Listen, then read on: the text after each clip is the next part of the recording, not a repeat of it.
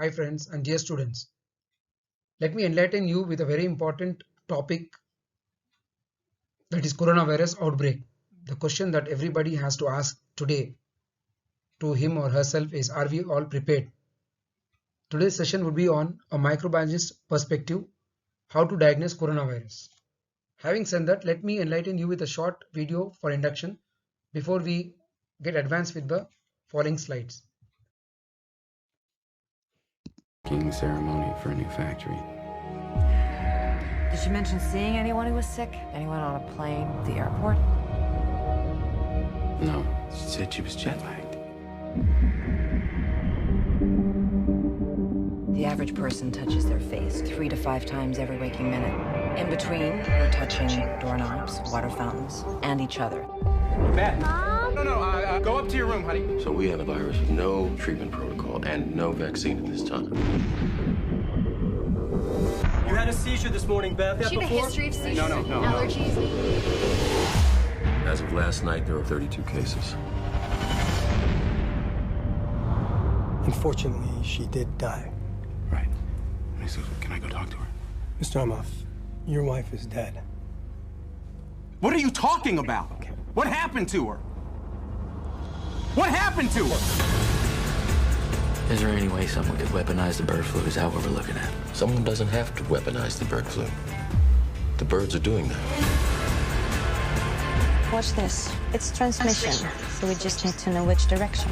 On day one, there were 2 people, and then 4, and then 16. In 3 months, it's 1 billion. That's where we're headed. They're calling out the National Guard. They're moving the president underground. People will panic. Get away! It will tip over. The truth is being kept from the world. Cook your samples, destroy everything.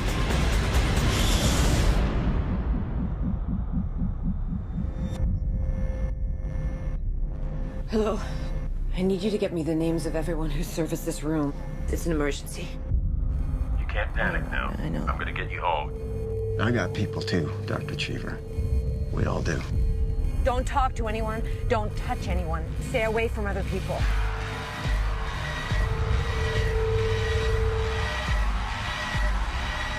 Get back in your car. We're not sick. It's figuring us out faster than we're figuring it out. It's mutated.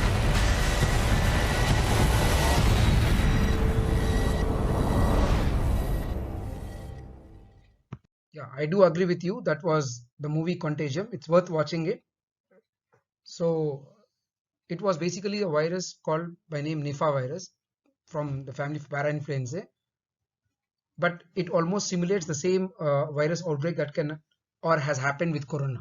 So objectives of my session today would be the timeline, how this outbreak has occurred, how it crossed borders all over the world, the current situation in the world and also in India, symptomology of coronavirus, updated WHO and Government of India guidelines, the course of infection, how it goes over the days, weeks and months. Finally, the gist of my talk, laboratory diagnostic tests and their importance, and power of social distance. Yes, together we all can make a difference to control this outbreak. As you can see in the slide, the first case of corona was reported in Wuhan. That was 12th December 2019, and the World Health Authorities of the Chinese government have alerted about the cases of pneumonia of unknown etiology, which was atypical pneumonia, on 31st December 2019. Every date matters. That's the reason why it was named COVID-19. Then what happened in 1st January 2020 was the Wuhan seafood market was closed. As the time passed, 3rd January, India notified by WHO authorities about the coronavirus outbreak. 7th January, this novel coronavirus was identified as 2019, which was its previous name. And 12th January 2020, the first death was reported at Wuhan.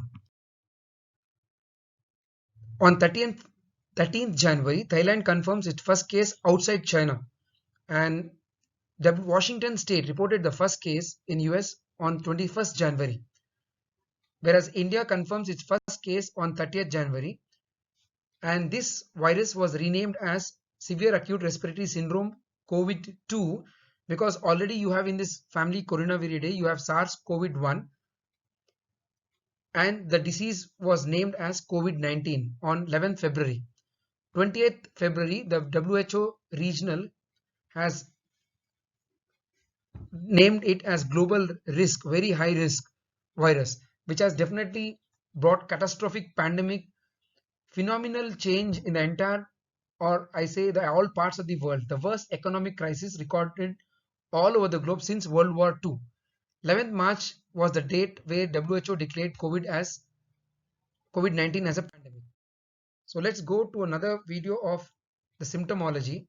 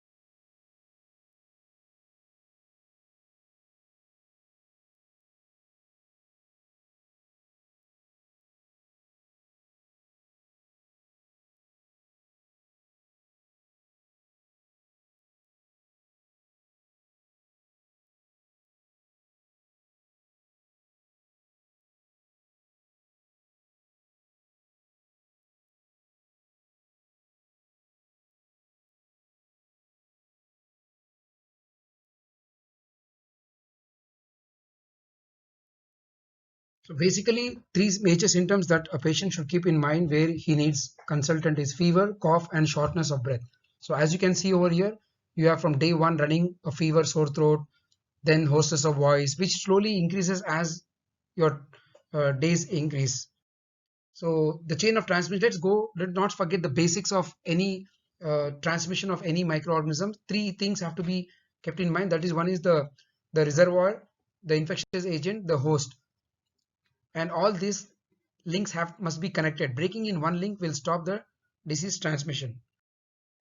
And as you can see, transmissibility is because of the infected droplets whose size is more than 5 micrometers, which travel less than 1 meter. Or it could be because of the aerosols whose size are less than 5 micrometers, travel more than 1 meter. Now there was a lot of controversy regarding whether it's a droplet infection or airborne transmission. Still that it's going on, but let's make sure that we maintain a good distance more than 1 meters, and also not spend a time more than 15 minutes between or among in a crowd. And let's not forget the fomites that play a very, very important role in transmission. Let's go back to the some small fundamental definitions from National Center for Disease Control and Director General of Health Services, Ministry of Health, Family Welfare, Government of India. Who is known to be a suspect case?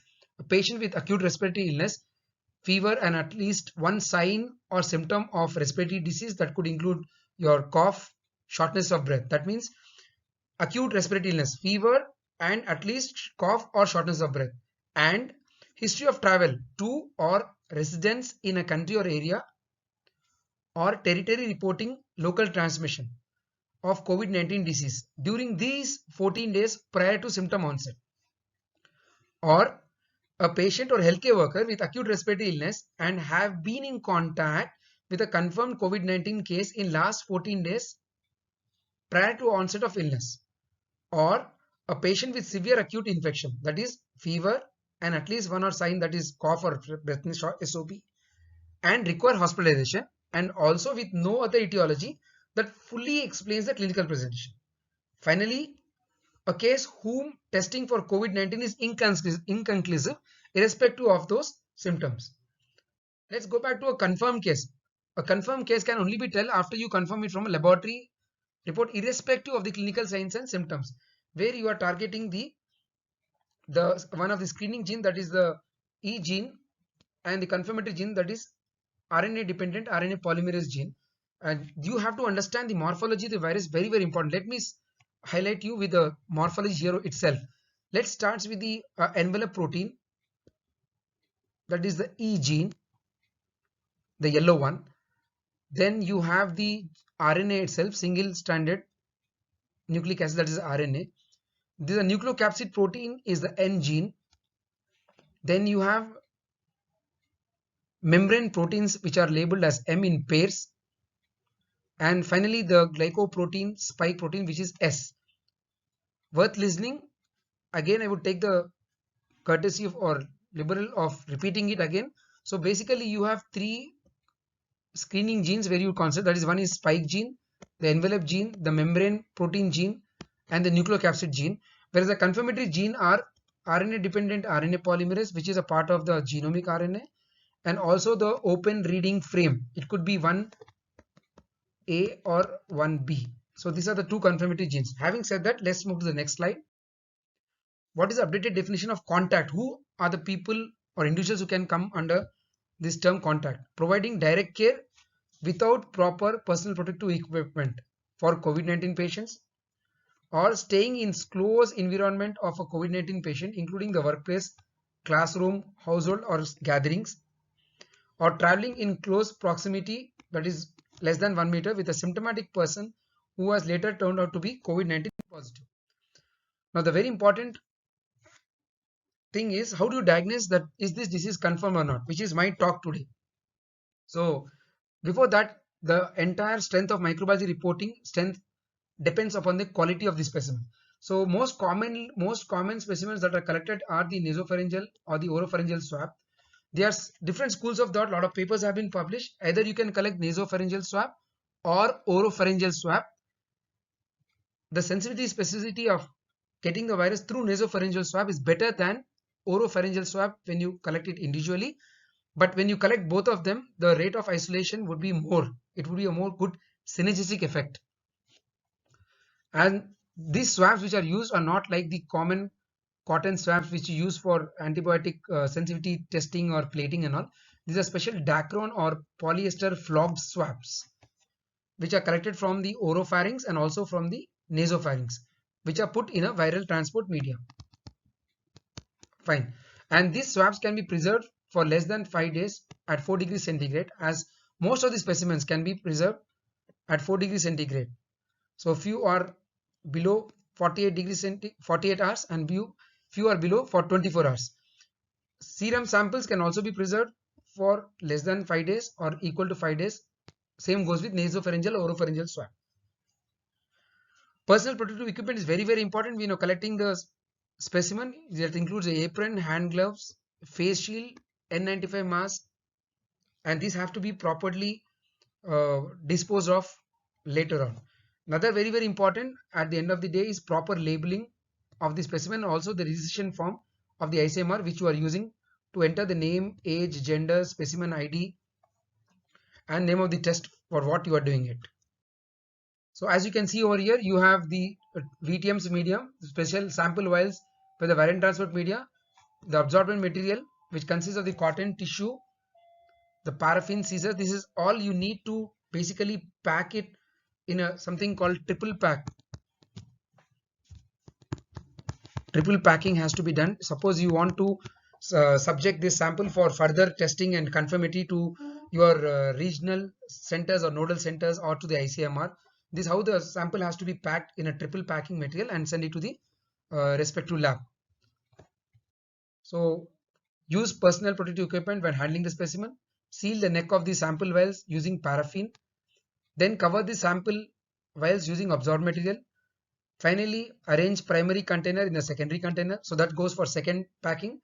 Placing the centrifuge tube inside a Ziploc pouch. Placing this Ziploc pouch inside a sturdy plastic container and seal the neck of the container.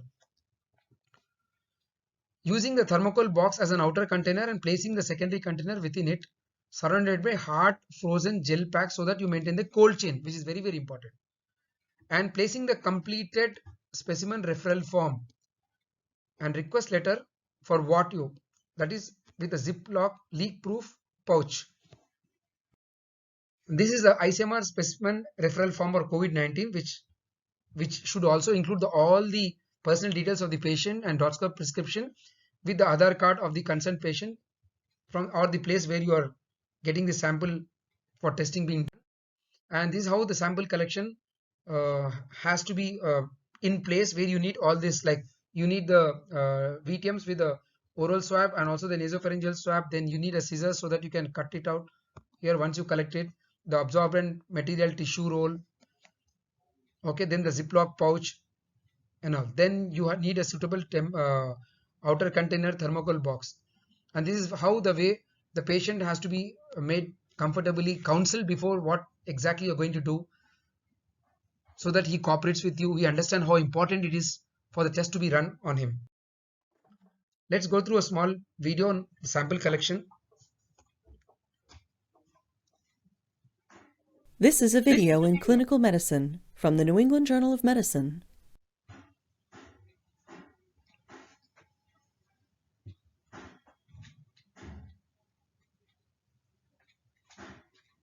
Collecting specimens from the surface of the respiratory mucosa with nasopharyngeal swabs is a procedure used to diagnose COVID-19 in adults and children.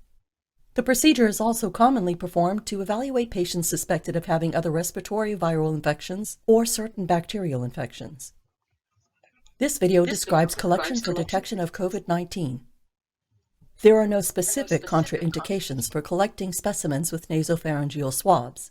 However, clinicians should be cautious if the patient has had recent nasal trauma or surgery, has a history of a markedly deviated nasal septum, chronically blocked nasal passages, or severe coagulopathy. Nasopharyngeal swabs are specifically manufactured to have long, flexible shafts made of plastic or metal and tips made of Dacron, rayon, or flocked nylon. It is essential to put on personal protective equipment, or PPE, correctly, and to follow the pertinent respiratory and contact precautions according to both the Centers for Disease Control and Prevention, or CDC, and by your institution. If possible, you should put on and take off PPE in the presence of an observer to make sure that there are no breaks in technique that may pose a risk of contamination. First, put on a protective gown and wash your hands with soap and water, or use an alcohol-based solution.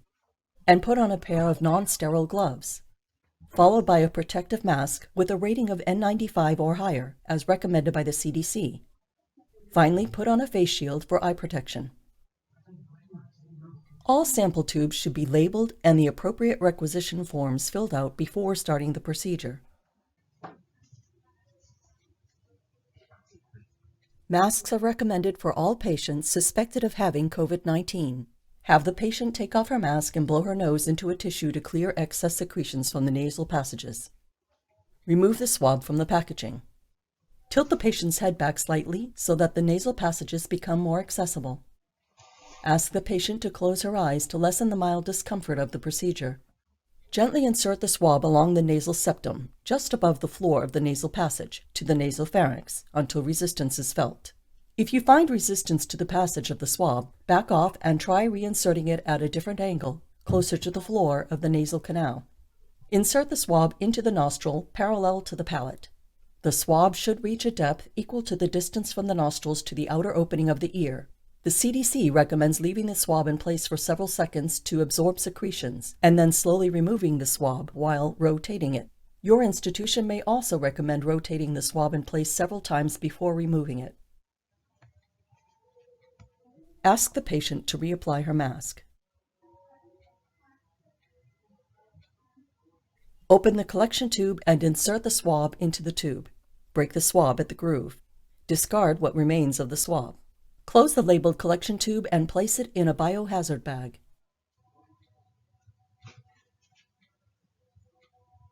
The sample may also be returned to its original packaging for transport, depending on institutional practices. Follow the CDC directions for direct processing of the swab specimen or placement of the swab in media with or without refrigeration. Remove your personal protective equipment as shown here, or in accordance with the standards at your institution. First, remove your gown and gloves. Then clean your hands with an alcohol-based solution or soap and water. Put on a new pair of gloves and then remove your face shield and dispose of it, or clean and store it in accordance with the guidelines at your institution. Remove your gloves. Rewash your hands and put on another pair of gloves. Then remove your mask and follow your institutional guidelines for disposal or reuse. Finally, remove the last pair of gloves and wash your hands.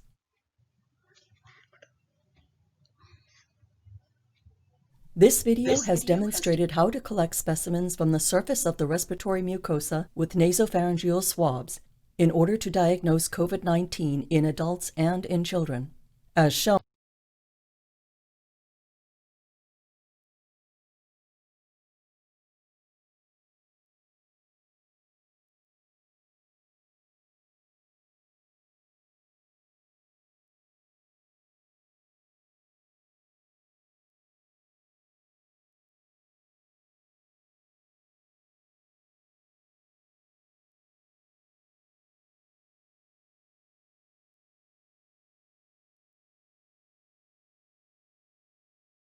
Okay, now as you have gone through a very good video education from National England Journal Medicine, now we will go through how you have to get yourself inclined to the course of infection. Basically, you have like 0 to 5 days. This stage is called the asymptomatic phase stage, and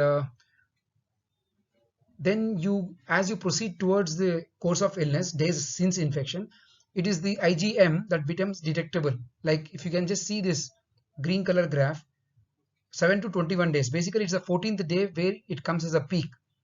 And if you just concentrate on the IgG immunoglobulins, it starts producing at 14th day of infection, and it remains in your body, provides long-term immunity. And this 0 to 7 days is a very important period that is called the window period, and 0 to 5 days is the asymptomatic stage where they can be carriers or source of infection. That's the reason why we have been asked to maintain social distance or to stay back and not be a source of infection for people who are having comorbid or elderly people.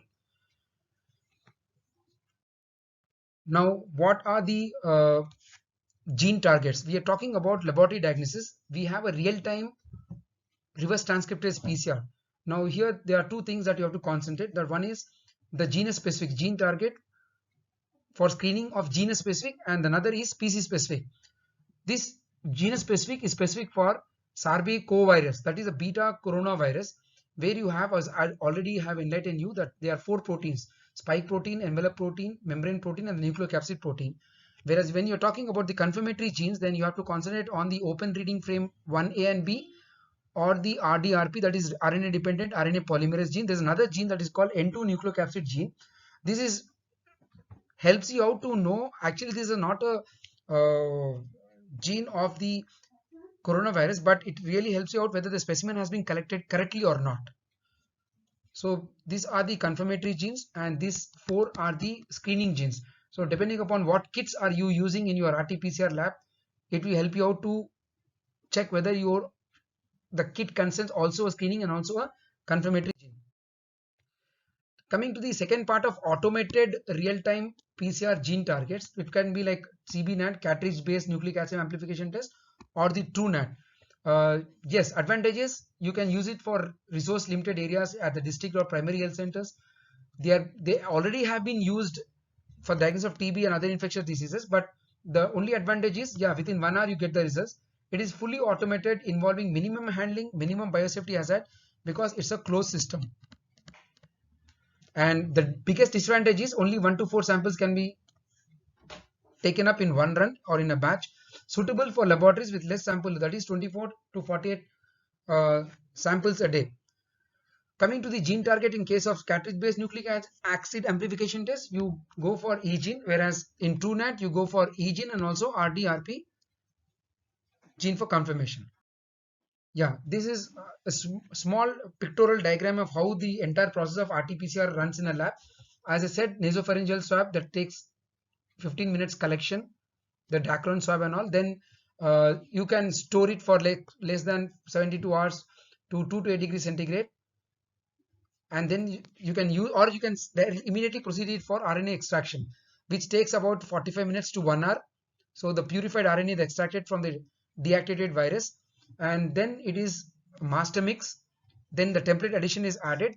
Then it is put it in the rotor gene machine, where it is amplified, and the amplified products are taken up, and you have a cut CT value or threshold, cut threshold, which is seen within 40 cycles, saying whether the patient is having positive SARS-CoV-2 in his body or not.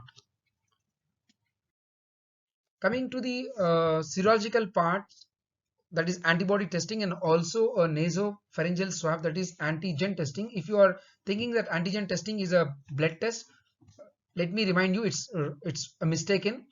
It is basically the sample here is nasopharyngeal swab or a nasal swab, whereas here it is the blood, the serum of the patient.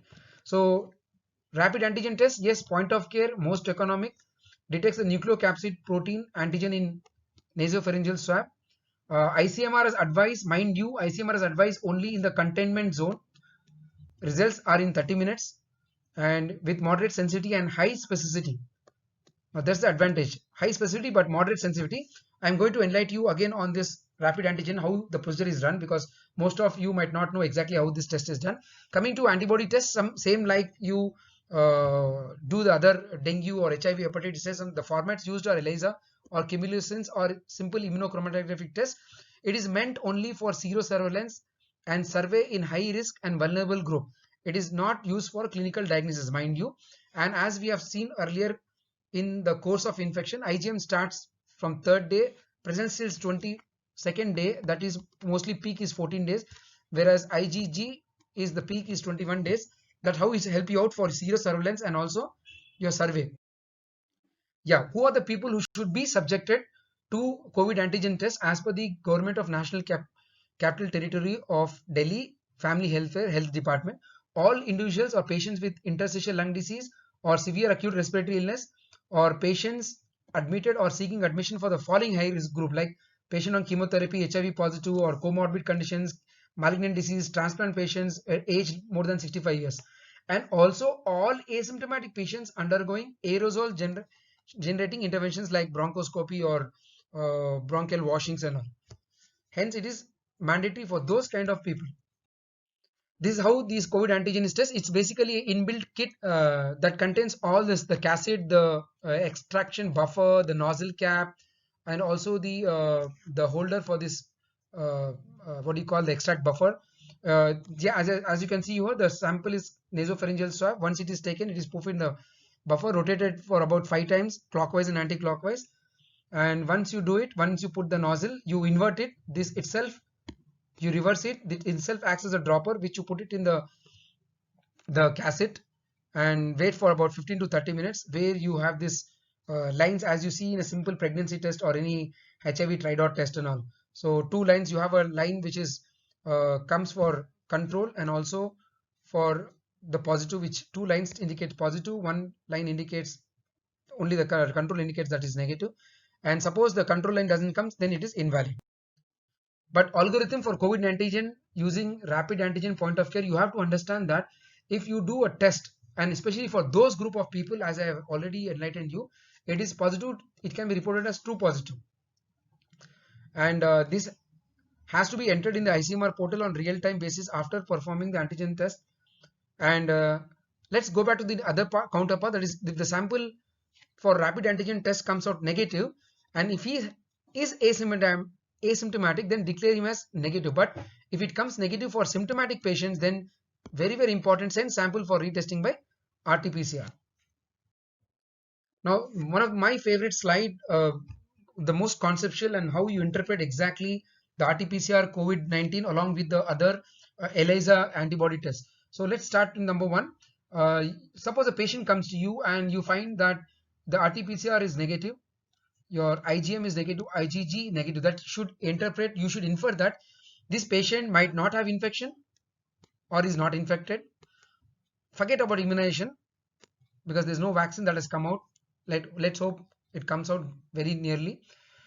Another very important, other than being negative or not infected, this patient can be at early risk, that is very, very early period, and he needs definitely a clinical correlation. Or you can wait for some time, repeat an RT-PCR, it might, or less viral load. Coming to the next scenario, a patient comes to you and you have subjected this patient to RT-PCR whose COVID-19 test has turned out to be positive by RT-PCR, negative with IgM or negative with IgG. This indicates that he is in the preclinical and clinical phase less than 7 days. And he could also be in the window period or early stage of infection, and he also needs a clinical correlation because as his RT-PCR has turned out to be positive, which is a very good test when you do in a window period, that is 1 to 7 days or preclinical phase, where IgM, IgG could definitely come out negative. Next, go back to the next scenario, third, that is RT-PCR positive with IgM positive. Yes, definitely he is in acute phase of infection, that is ranging from 7 to 10 days. Fourth scenario, RT-PCR negative and IgG negative, whereas IgM positive. He is definitely in acute phase of infection, but more than 7 to 10 days. And the reason why you didn't pick up RT-PCR because it could be a low viral load, or it could be a false negative, which we're going to talk because of the sample not being properly collected or other factors. So definitely you have to repeat an RT-PCR test over here when IgM turns out to be positive individually. Fifth scenario, RT-PCR negative but IgM and IgG positive. Yeah, acute phase of infection more than 14 days where the IgM is going down whereas the IgG is coming up with low viral load. Yes, this also indicates a low viral load, but yes, definitely there's a good news. Good prognosis might be there because IgG has started developing. But another thing you have to keep in your mind that RT-PCR might be a false negative here. It's a what do you call a marker, alarm saying that you might again go for a repeat because of wrong sample collection. Let's talk about a very important scenario, the sixth one, sorry. RT-PCR positive, IgM positive, IgG positive. Acute phase of infection, yes, he has an infection and he also has these 2 antibodies positive. but good possible or good prognosis for IgG, because IgG antibodies have developed in his body, and that's a good news. RT-PCR positive and IgG positive, whereas IgM is negative. Final phase, he is in the last phase of ischemia or the decline phase, where infection is more than 14 days or recurrence, and he might be in the convalescent phase. Then you have a scenario where RT-PCR is negative and the IgM is negative, whereas IgG is positive. Past infection, that indicates he is recovered totally. That's the reason. That's the reason I'm telling you. This serological part, especially the IgG antibodies, will really help you out, or testing will be really help you out in serosurveillance and telling letting you know how much people in the community have been affected, whether symptomatic or also asymptomatic. So you really have a rough idea about the exposure of the individuals in the community to this virus. Fine. RT-PCR not done. People overlook it and just depend upon some serology, IgM and IgG. He might be in acute phase of infection, but yes, situation demands that RT-PCR should be done. Same scenario where RT-PCR is not done, but IgM is only positive, IgG is negative. He might be early stage of infection. RT-PCR should be done. That you, from this slide, you really understand the importance of how crucial it is the patient to be subjected to an RT-PCR test. Having said that, an extension of what you do of more advanced rather than the routine RT-PCR antibody and antigen test, you can also do a sequencing to determine mutations in the viral genome that might occur, and you come out with a lot of serotypes and different strains, but this is not used, mind you, routinely for diagnostic purpose. However, the next generation sequencing and the metagenomic next generation sequencing will be definitely help you to determine mutations that are occurring in the genome SARS-CoV-2, whereas coronavirus 2. And yes, viral culture, it's again not used for diagnostic purpose. It is used only for the research purpose. Why? To understand the properties of virus, the behavior, the attitude of the virus, and also for development of vaccine. Non-specific test, radiology, yes, HR-CT scan is a non-specific test. Good. It gives a typical ground glass appearance, but my experience, my study have shown that even people with good CORAD score and all have found to be RT-PCR negative. And yes, it will definitely help you out, but it will not exactly tell you whether the infection is corona or non-corona. It could be atypical pneumonias also that could give this kind of picture. The other biomarkers which acts as a supplement for your diagnosis is IL-6, the elevated levels which indicates the cytokine storm, IL-6, IL-18 and all, and tumor necrosis factor alpha. The D-dimer elevated levels indicate that high level of fibrin degradation products are being formed, suggesting underlying coagulopathy. The other markers like lactose dehydrogenase and ferritin indicates inflammation, the increased levels. The elevated CRP, which indicates a marker of acute infection.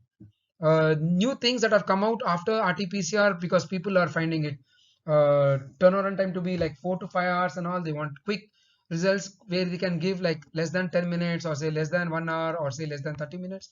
You have isothermal amplification, which goes by name LAMP, loop mediated isothermal amplification, which has also been used for tuberculosis by Abbott company.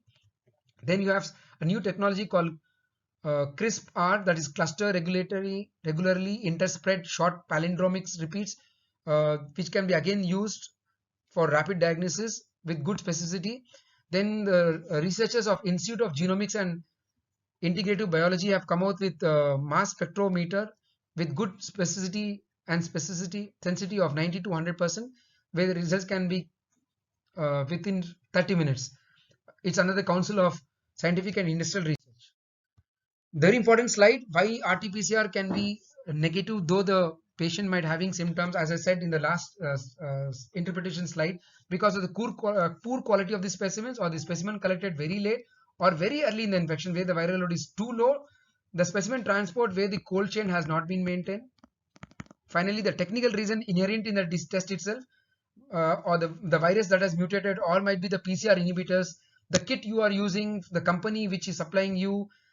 If negative results obtained in high index of suspicion of SARS-CoV-2, I suggest you repeat the test, or you can use additional specimens for lower respiratory tract, might be a bronchial alveolar lavage or bronchial washings or tracheal secretion should be collected and tested. Finally, the carry message, please strongly recommended that still follow the do's and do nots in your daily lifestyle, your livelihood and all. Make it a habit till we get rid of this virus once and for all. And yes, the power of social distance is very, very important. Try to avoid gathering as you can see from this slide, that the amplification by way the virus can occur and how the way the people can spread to the elderly or the high risk group of people. Future perspectives: early diagnosis is definitely the key for prompt management of COVID-19, will be beneficial for especially resource limited countries. For this, you need a very good robust laboratory networking, which is the need of the hour. And furthermore, with pandemic widening its arm, a point of care molecular test, this is very, very important. We need a molecular test which can act as a point of care, will definitely be a holy grail rapid diagnosis of test where the clinician acumen and judgment is very, very important to start the treatment as early as possible. Finally, to conclude, the carry message: clean your hands, off from gatherings, raise your immunity. One way to protect oneself and others is the mask. Say no to handshake. In fact, you can go by Namaste or Assalamu Alaikum where you don't use hands, and avoid rumors unnecessarily through any kind of social media and all. Thank you very much. I hope I justified my lecture, and it's worth that you have learned some knowledge today and have a very overview of the laboratory diagnosis of SARS-CoV coronavirus 2. Thank you very much.